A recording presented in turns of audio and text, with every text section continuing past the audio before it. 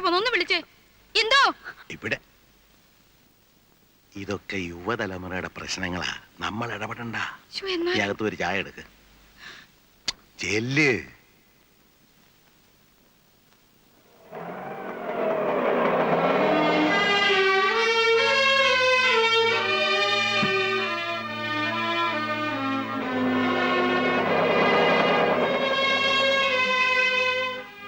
എന്താ മോളെ ഒറ്റയ്ക്ക്?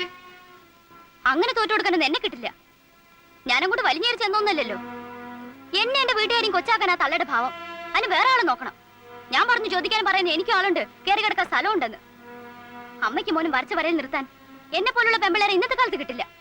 ആരും അന്വേഷിച്ചു വന്നാ പറഞ്ഞേക്ക്.